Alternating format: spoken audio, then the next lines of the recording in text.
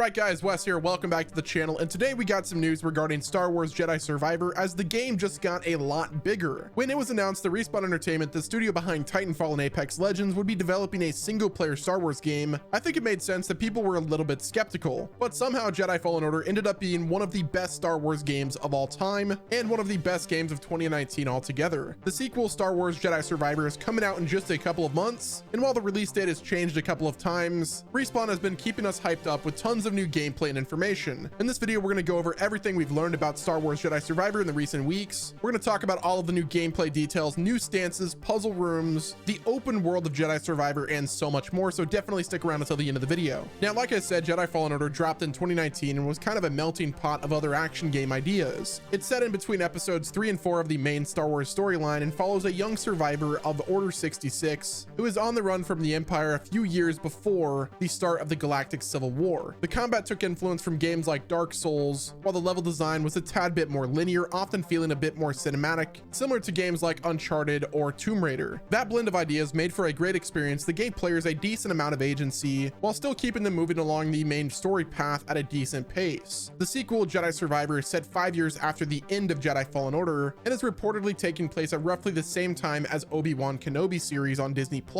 He's still trying to keep off of the Empire's radar and remain in one piece, but has also made a few alliances in the meantime that may bring him closer to ultimate fate. The tone of the new game seems to be a bit darker and more mature than the last one, which would make sense given the fact that the Galactic Civil War is on the verge of boiling over at this point, and Darth Vader has been tearing through the galaxy planet by planet and crushing all resistance. In the last few weeks, we've gotten tons of new gameplay, including an in-depth look at combat, which I've just got to say, thankfully abilities are not going to be reset at the start of the game, so you'll be able to use all of your awesome Force abilities without having to relearn them. In this game, we're going to feel like the Jedi that we were at the end of Star Wars Jedi Fallen Order. Now, while I do understand the need for a video game to have some kind of progression, it can be a little bit strange when a sequel makes you jump through the same hoops before it lets you use the abilities that you ended up in the previous game. So it's good to hear that this won't be the case in Jedi Survivor. For the most part, obviously there's going to be a skill tree, but our Jedi powers are going to make it feel like we are progressing even further, rather than, like I said, having to reset and learn the stuff that we previously learned. Real quick, guys, thank you to Raid Shadow Legends for sponsoring today's video. You've got a phone, right? Well, then you should be playing Raid Shadow Legends. Otherwise, you're wasting time and missing out on an opportunity. Raid Shadow Legends has a ton of different campaign settings, each holding dozens of individual stages. The graphics of this game are great. The animations, character attacks, enemies, everything looks awesome. Also, the controls are really good as well. Raid has also got a ton of different factions, for instance, Dark Elves, Orcs, Barbarians, Revenant, and so much more.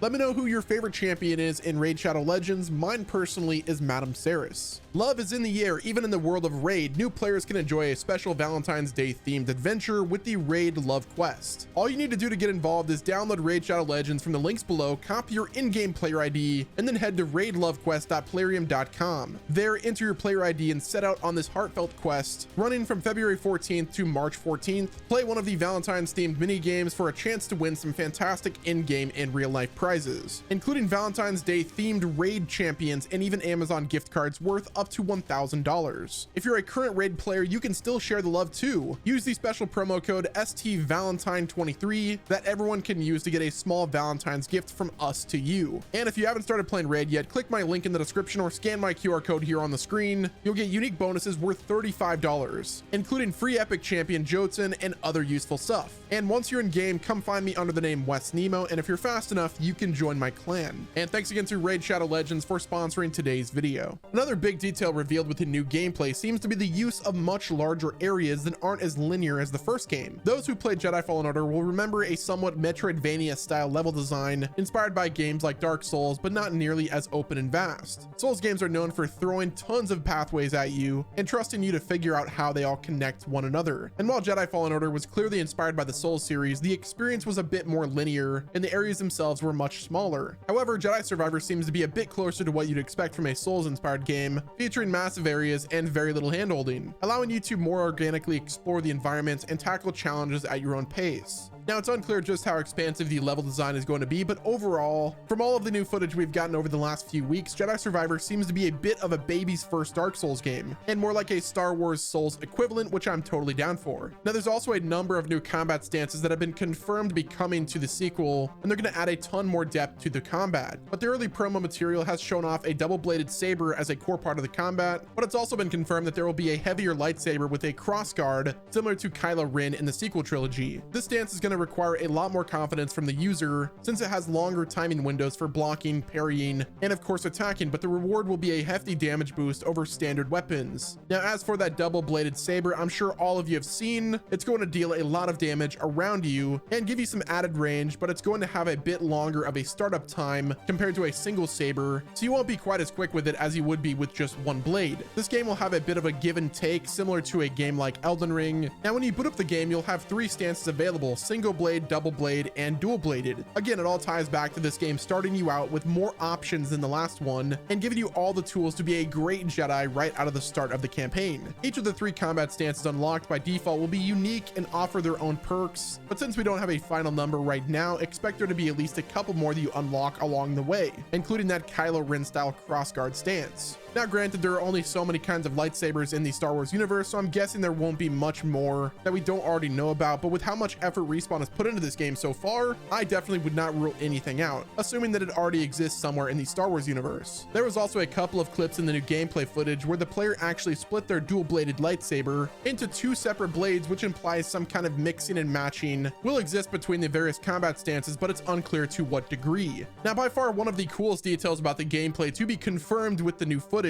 was the addition, or rather in this case, subtraction of body parts. So yes, human dismemberment will be in the game. Now, if I remember correctly, this hasn't been a thing in Star Wars games since The Force Unleashed 2. If you hit a killing blow in the right area, there's a decent chance that one of the enemy's limbs gets sliced clean off in true Star Wars fashion, which is not only a great factor for immersion, but also addresses a rather glaring continuity problem that a lot of these Star Wars games seem to have. In the Star Wars universe, lightsabers are the most powerful weapons available, capable of slicing straight through flesh, as well as most armor pieces with a single blow. So obviously it can be a little bit jarring in most Star Wars games when you have to hit somebody multiple times with a saber to have them fall over dead with a couple of scratches. Obviously, adjustments can be made in order to keep the lightsaber from being completely overpowered, but bringing back dismemberment to some degree is not only an awesome detail that will make the combat more satisfying, but it will also help keep things a little closer to actual Star Wars canon, which is greatly appreciated. I'm sure this is going to be an option that you could toggle on and off in the settings, but either way, it's going to be really cool, and it just shows you the level of detail that they're adding with this game,